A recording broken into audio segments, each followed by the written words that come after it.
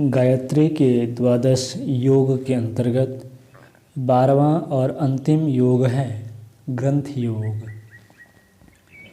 मनुष्य के देह में जो चक्र और ग्रंथियां गुप्त रूप से रहती है, वे चक्र और ग्रंथियां मनुष्य के शुद्ध हृदय में प्रचंड प्रेरणा को प्रदान करती है। उन समस्त चक्र और ग्रंथियों को जागृत करके साधना में रत मनुष्य कुंडलिनी का साक्षात्कार करता है, वह ही ग्रंथि योग कहलाता है। गायत्री के अक्षरों का गुंफन ऐसा है जिससे समस्त गुह्य ग्रंथियां जागृत हो जाती हैं।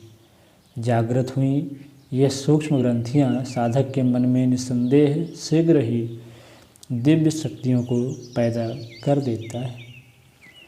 मनुष्यों के अंतःकरण में गायत्री के अक्षरों से सूक्ष्मभूत 24 शक्तियाँ प्रकट होती हैं। मनुष्य शरीर में अनेक सूक्ष्म ग्रंथियाँ हैं।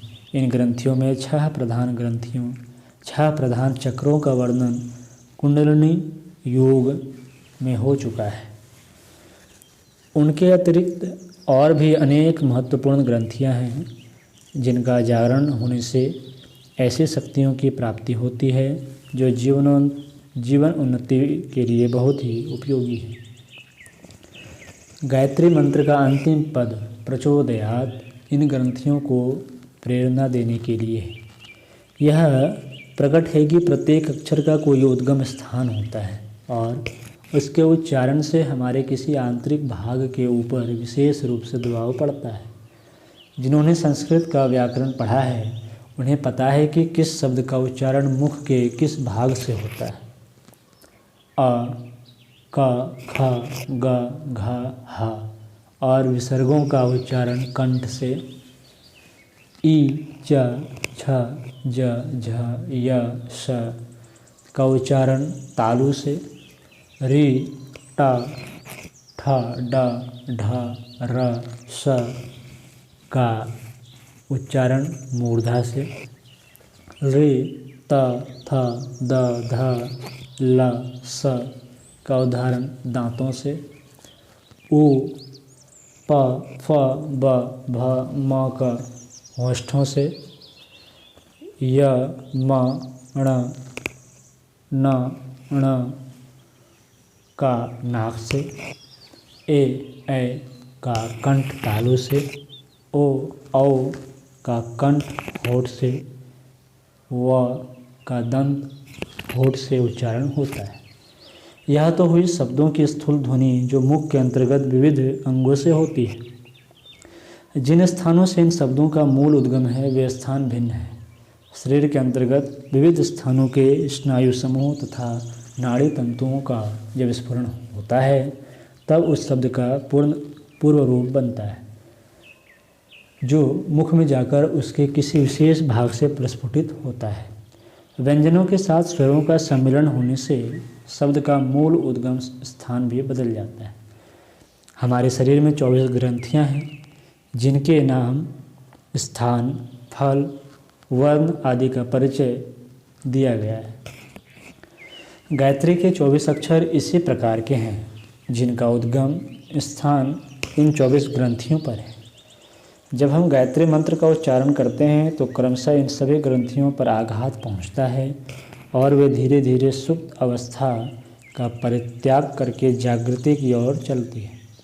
हारमोनियम बजाते समय जिस पर्दे पर हाथ रखते हैं वह स्वर बोलने लगता है। इसी प्रकार इन 24 अक्षरों के उच्चारण से वे 24 ग्रंथियाँ झंकृत होने लगती है। इस झंकार के साथ स्वमेव उनमें जागृति की विद्युत दौड़ती है। फलस्वरूप धीरे धीरे साधक में अनेक विशेषताएं पैदा होती जाती है और उसे अनेक प्रकार के भौतिक तथा आध्यात्मिक लाभ मिलने लगते हैं। ये शक्तियाँ किस स्थान पर है इसका दिग्दर्शन शरीर का चित्र ऊपर बनाकर प्रकट किया गया है।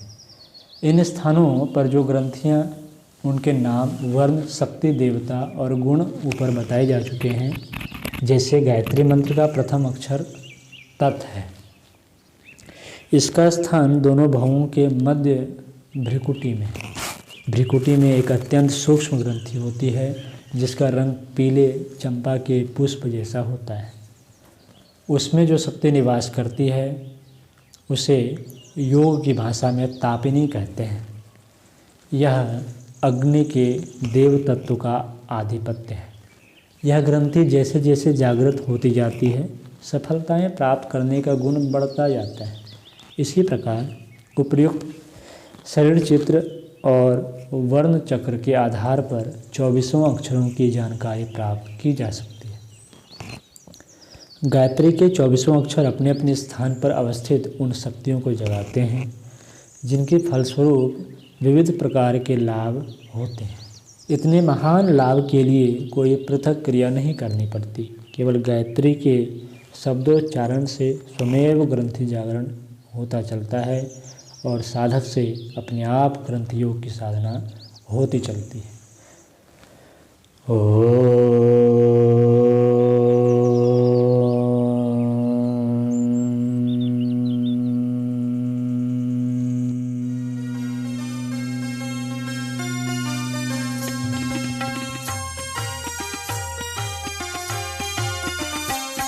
चलो गुरुदेव के सपने सजाने की शपथ ले ली।